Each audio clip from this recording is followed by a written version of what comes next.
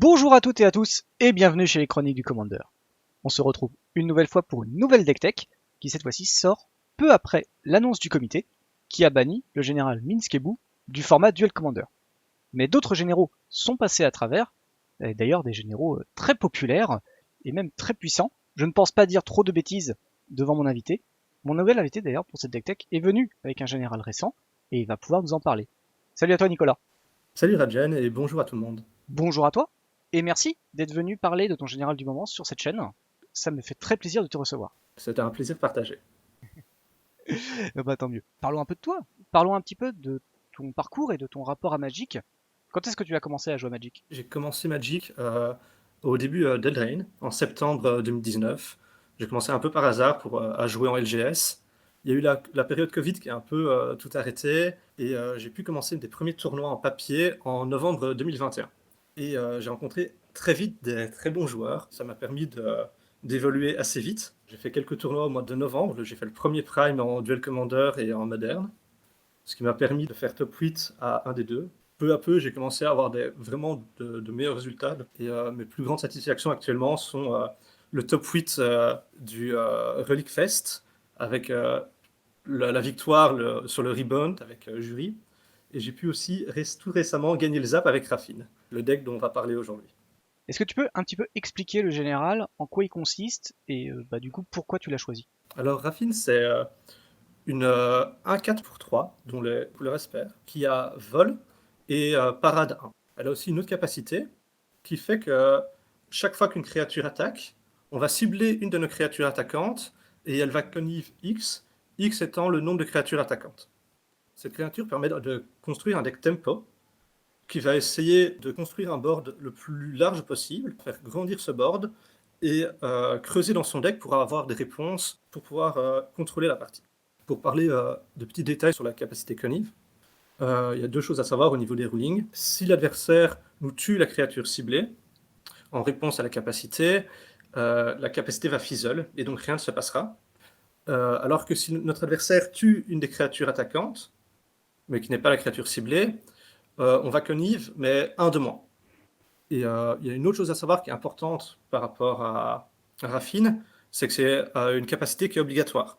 Donc on doit essayer de tourner autour de cartes comme Narset ou Hellbreacher qui pourraient être dévastatrices. Et c'est quoi qui a fait exactement dans ce général qui t'a plu et que tu as voulu emmener loin avec sur des tournois? J'ai choisi le général parce que je pensais qu'actuellement c'était le meilleur général pour pouvoir construire un deck tempo. Ce qu'il faut savoir, c'est que Raffine, ça va être un deck tempo mais un peu particulier. Parce que d'habitude, dans les decks tempo, l'objectif c'est de jouer une seule menace qu'on va essayer de protéger. Alors que Raffine, elle a besoin d'avoir un board pour pouvoir profiter de sa capacité. On doit essayer de jouer un maximum de petites créatures qui coûtent un ou deux mana, qui, au moment où Raffine va toucher le board, elles pourront attaquer et trigger la capacité de Raffine. Donc ces petites créatures vont devenir de plus en plus grosses et vont pouvoir devenir dangereuses pour l'adversaire. On va chercher souvent à jouer des petites créatures en début de partie. Quand on a placé notre board, on peut jouer Raffine, attaquer avec ces créatures et creuser pour pouvoir trouver des contres et des removals. J'ai aussi décidé de jouer Raffine parce qu'elle a la capacité à turn le corner assez rapidement, donc c'est-à-dire prendre un avantage conséquent une fois qu'elle est posée. On joue beaucoup de sorts interactifs qui sont d'une extrême qualité. La puissance de notre deck, elle n'est pas vraiment dans nos créatures, mais dans les sorts interactifs qu'on joue. Donc les contres et les removals. Dans les couleurs espères, ce sont là où se trouvent les meilleures interactions, et donc on en profite énormément. L'autre force, c'est que on va creuser loin dans notre deck. La capacité Connive, ça permet par exemple de piocher 3-4 cartes par tour. Ça permet d'avoir un deck qui est très stable. Et la dernière force du deck, ce sont ces plays puissants qui coûtent 3 ou 4 mana. Donc là, on va parler des créatures initiatives, des Planeswalkers et autres. Ok. Alors du coup, est-ce que tu veux bien expliquer un petit peu plus ton deck? Comment est-ce que tu as structuré celui-ci justement pour arriver à ce qu'il est aujourd'hui? La liste, elle se divise en plusieurs parties. La première qu'on va aborder, ça va être les interactions et les cantrips. C'est pour moi une des raisons pour lesquelles le bleu est si fort dans le format. Ça apporte une stabilité à un deck de 5 cartes qui joue toutes les cartes en un seul exemplaire. On peut parler des trois classiques qui sont Preordain, Brainstorm et Ponder. Mais il y a aussi Probe qui permet en plus de regarder la main adverse. Pour un deck tempo, c'est important de savoir quand on peut bouger. Et avoir cette information, c'est assez primordial. Et il y a aussi une autre, c'est Tis. Cette carte, elle est fortement sous-estimée dans le format pour l'instant. La carte est très importante dans Raffine. Plus la game avance, moins on aura de cartes en main. On va creuser avec Raffine, mais on va devoir défausser des cartes qu'on a besoin de garder. L'objectif de cette carte, ça va être d'aller tutoriser 2 terrains. Et avec ces 2 terrains, ils vont être importants parce que, ou pour les jouer si on en a besoin, ou alors avoir des cartes à défausser, ce qui est très important dans le deck. Le deuxième sort dont je vais parler, c'est des contres. Actuellement, en Duel Commander, les contres sont le meilleur moyen d'interagir avec l'adversaire. Mais il faut faire attention, c'est que notre deck veut généralement jouer de manière proactive dans les premiers tours. On doit les utiliser avec parcimonie et les garder up uniquement si on pense que le plan de jeu de notre adversaire va nous écraser et va être beaucoup plus fort que le nôtre. En début de partie, on préfère utiliser les contres à 1 mana. Par exemple, Force Spike, Mana Tithe, Spell Pierce ou Wash Away. Ces contres vont servir à protéger notre plan de jeu. Ou alors à faire un gain de tempo minime par rapport aux cartes de l'adversaire. Ces cartes, dans les autres formats, elles sont fortement critiquées parce que plus la partie avance, moins elles sont utiles. Sauf qu'en DC, on a tendance à utiliser l'entièreté de notre mana à chaque tour. Par exemple, pour pouvoir caster une nouvelle fois sa command zone. En fin de partie, par contre, ce seront d'autres sortes de comptes qui vont être utiles. Ça va être ce qu'on appelle les hard counters. Donc là, on parle de cartes comme Counterspell, Memory Lapse, Remand, Tale's End ou Mana Leak. Ces comptes sont bien meilleurs puisqu'ils permettent de contrer n'importe quoi. Plus la partie avance, plus on va creuser dans nos cartes, et ce sera à ce moment-là qu'on veut trouver ces comptes principalement. Il y a une dernière sorte de contres qui sont parmi les plus forts à Magic, ce sont les contres gratuits. Ici, on joue uniquement Force of Will et Daze. J'ai décidé de ne pas jouer Force of Negation parce que on veut plutôt protéger nos sorts, et donc on veut surtout les utiliser souvent à notre tour. Aussi, l'autre souci de Force of Negation, c'est qu'on doit discard une carte de notre main pour pouvoir la jouer, ce qu'on ne veut pas trop faire dans Raffine, parce qu'on doit garder une quantité de cartes suffisante en main pour pouvoir continuer à creuser dans notre deck.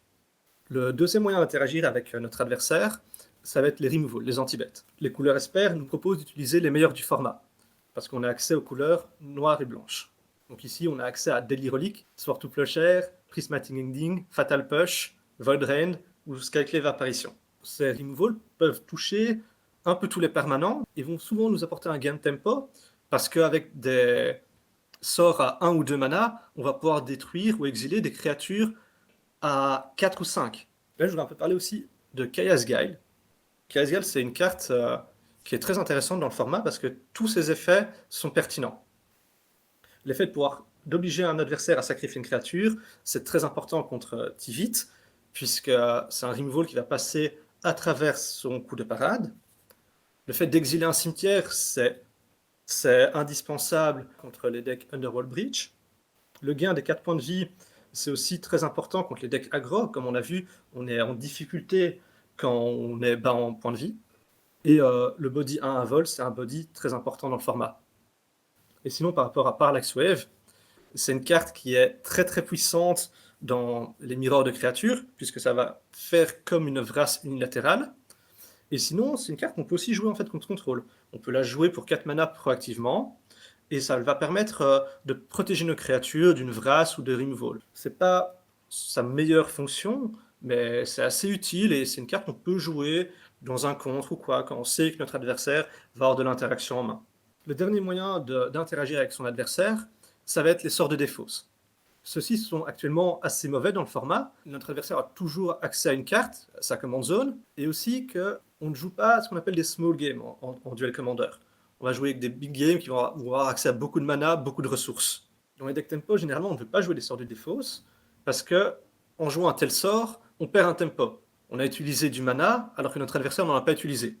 Par contre, on interagit mal avec certains permanents. Ces sorts de défausse permettent d'interagir préalablement à ce que ce sort soit joué, et que ce permanent soit en jeu.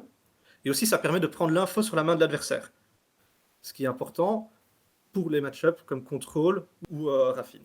Maintenant, on va passer à la deuxième catégorie, qui vont être les powerplays. Les plays les plus puissants qu'on veut jouer. Ceux qui vont mettre une pression sur notre adversaire. Pour ce premier play, ça va être Raffine en elle-même. Elle va arriver, elle va permettre de mettre 1 ou 2 compteurs sur une de nos créatures et de piocher et défausser 2 cartes. On va affiner notre main grâce à ça. Les deuxièmes plays puissants qu'on peut proposer, ça va être les créatures à 3 ou 4 mana. Là, on parle de cartes comme Wild Plume Aventureur, Season Dungeoner, Trunim Nemesis, Palais Geller. Donc, je vais vous parler un peu plus en profondeur de la mécanique initiative, qui a été une mécanique qui a été récemment instaurée dans le jeu.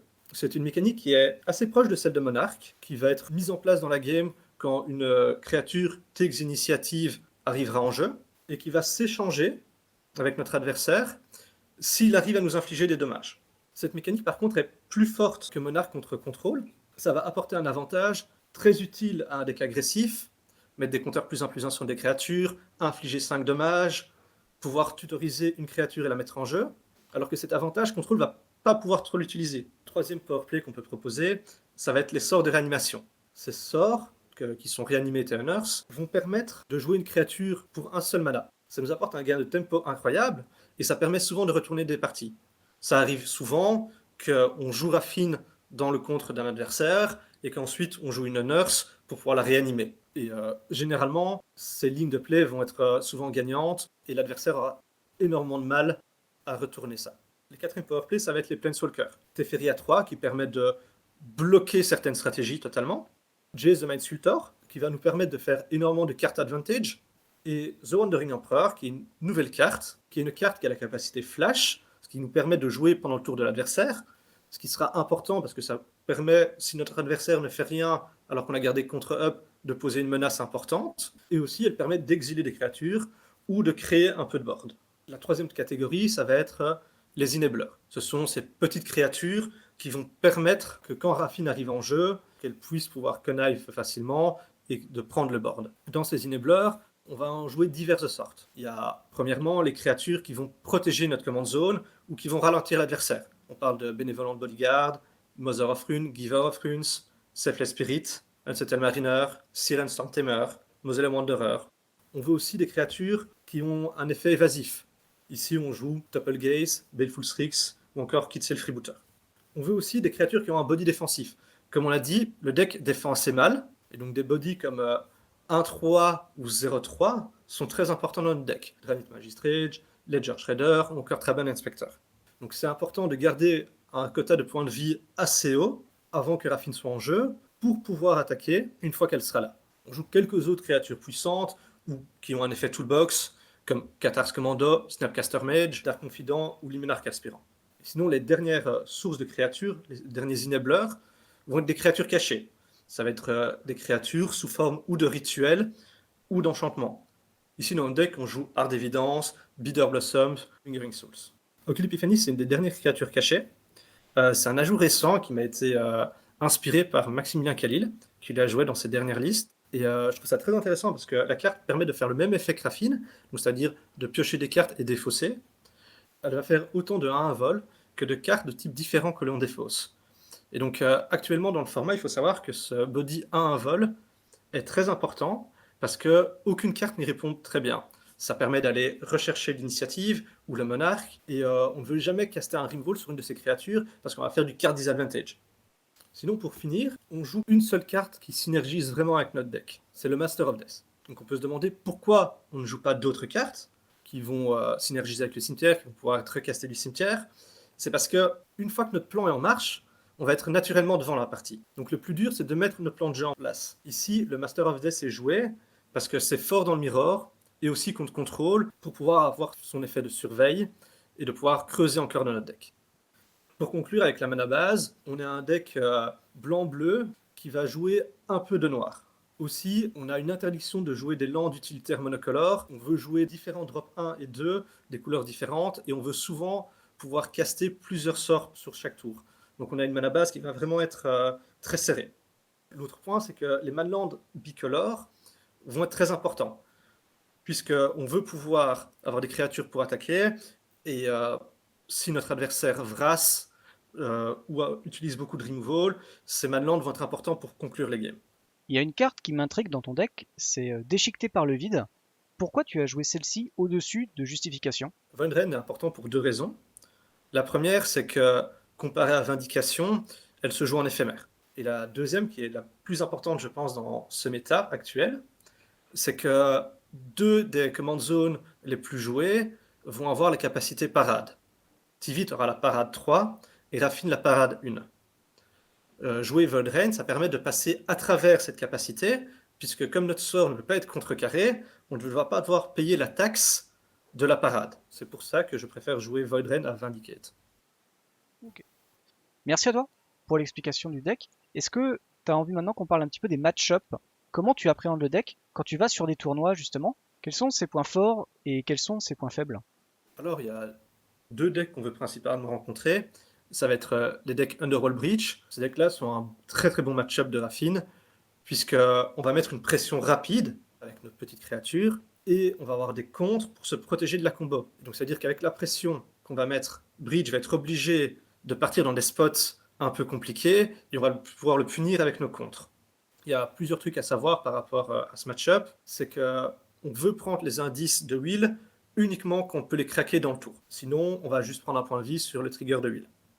Il faudra faire attention aux cartes dans le cimetière de notre adversaire, parce que certains tours, on voudra uniquement attaquer avec nos créatures volantes pour éviter que Will puisse se sacrifier. Les autres match-ups qu'on veut rencontrer, ça va être globalement les match-ups contrôle, des decks comme Aminatou ou Isika. Les decks tempo sont généralement favorisés contre contrôle, parce qu'on joue des menaces rapides et on a des comptes pour les protéger. Par contre, il y a une petite exception, ça va être Tivit. Dans ce match-up-là, je me sens un petit peu derrière, parce que notre deck est très dépendant de notre board, comparé aux autres decks tempo, et on se relève assez mal d'une Vrasse. Les autres decks contrôle jouent ça aussi, mais la grosse différence avec Tivit, c'est que c'est une 6-6 parade 3. Donc ça veut dire qu'on n'attaque plus trop dans ce body. Les autres decks qu'on voudrait rencontrer aussi, quand je me pose en tournoi, ça va être les decks lands, qui peuvent être représentés par Azusa plus Jitrog. Ces decks, généralement, ont très peu de moyens de faire du card advantage, et on doit les attaquer là-dessus. Les cartes qui vont nous faire du mal, ça va être des cartes comme Life from the Loam, ou alors, si Jitrog arrive à assembler Urborg plus Cabal Coffers, qui vont lui donner un trop gros avantage à mana, il va pouvoir alors lancer plusieurs sorts par tour qu'on ne pourra pas contrer. Par contre, un de nos pires match-up, ça va être Grist. Grist a un deck qui joue beaucoup d'Elfa Mana, ce qui va nous mettre derrière en tempo. Il a aussi une gestion à Raffine en command zone, et comme on l'a expliqué, notre deck est très dépendant de Raffine. L'autre point, c'est qu'avec tous ces petits insectes, il va rapidement avoir un board assez large qui va nous empêcher d'attaquer, et ces menaces, en plus d'être rapides, vont être récursives, en tout cas dans le cas de Gak. Les autres moyens d'attaquer Raffine, ça va être en jouant de manière agressive.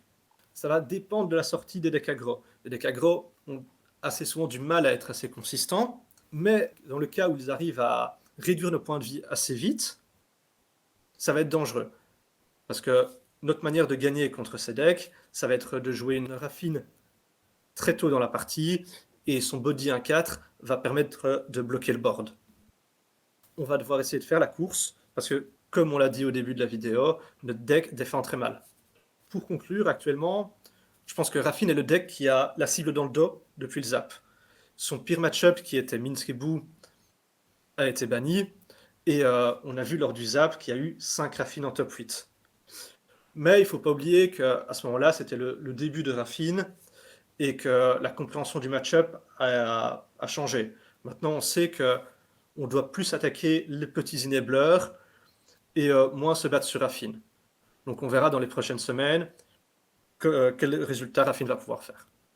Est-ce que pour toi le général il est correct ou il est complètement pété et il faut s'attendre à un ban dans les prochains mois qui viennent? Pas du tout. Je pense qu'il y a beaucoup de moyens pour pouvoir l'attaquer. Comme on l'a dit, des decks avec beaucoup de Dork, beaucoup d'Alpha Mana, des decks aggro qui vont pouvoir mettre un gros board assez vite, comme Mara aussi. Raffine apporte une stratégie tempo qui n'existait pas trop dans le format jusqu'alors. Donc je pense que c'est très intéressant de jouer ça. Et le deck apporte aussi beaucoup de décisions et récompense les joueurs qui vont bien jouer. Je pense que c'est un deck qui est actuellement, ça doit être sûrement le meilleur deck parce que c'est celui qui a été, un de ceux en tout cas qui a été le plus travaillé dernièrement, et que les autres decks en fait vont devoir se positionner par rapport à lui. Ils vont devoir un peu modifier leur structure ou modifier quelques cartes pour pouvoir attaquer Raffine.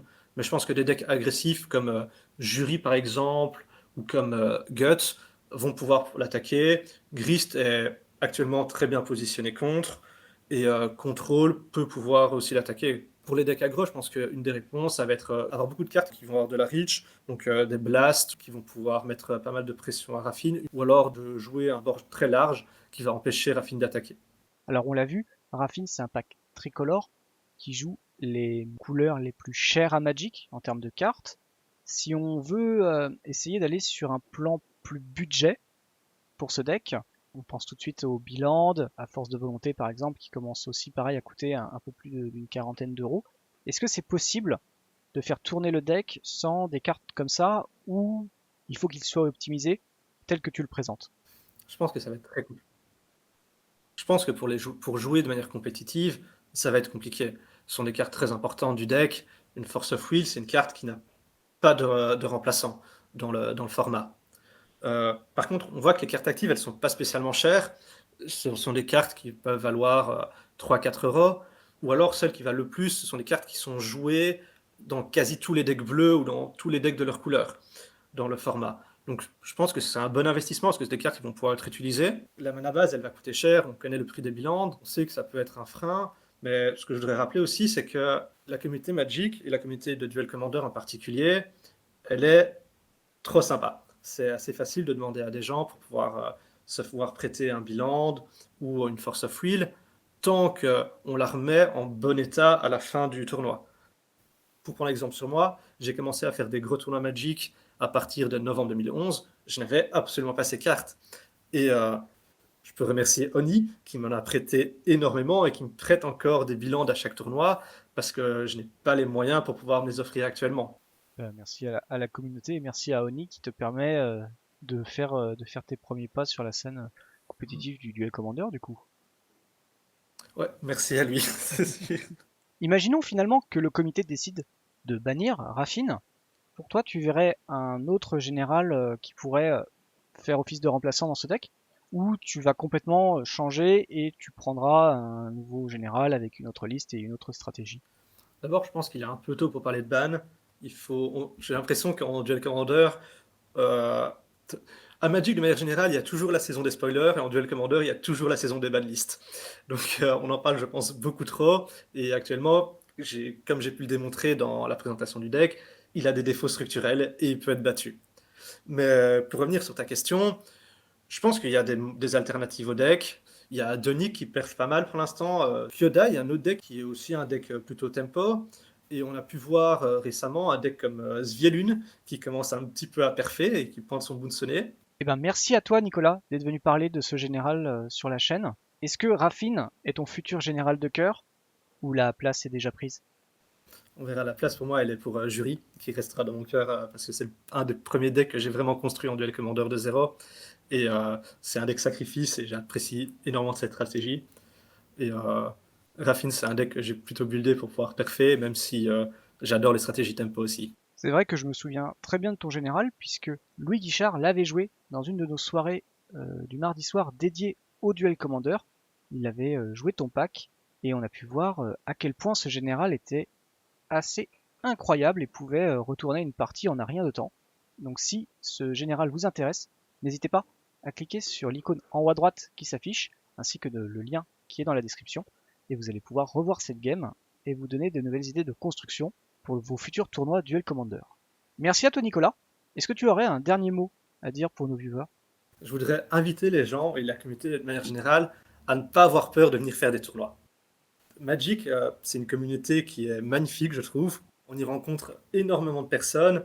Il faut absolument pas avoir peur de venir faire les déplacements, pas spécialement même pour perfer ou quoi que ce soit, mais juste ça vous apporte énormément de rencontres. Vous pouvez venir discuter avec nous. Juste, en plus, si je peux vous donner quelques conseils, c'est que si vous voulez venir avec une volonté compétitive, je pense que le plus important de base, ça va être la préparation avant le tournoi, essayer de se réunir avec des amis et de construire la meilleure liste ou de reprendre des listes qui ont parfait, mais de s'entraîner à les jouer du mieux possible. Une fois sur le tournoi, il y a juste deux choses qui vont être importantes. C'est ne pas se laisser griser par les résultats et plutôt essayer de jouer le mieux possible et se concentrer sur le processus. Le dernier conseil, et je pense le plus important, c'est de s'amuser. Si vous commencez à râler parce que vous avez fait une première manades ou que l'adversaire a top deck, bah, vous allez passer un mauvais week-end. Et l'objectif des tournois, c'est juste au final de passer un week-end entre amis. Et donc voilà, j'espère vous revoir nombreux dans les prochains tournois. Oui, je suis d'accord avec toi.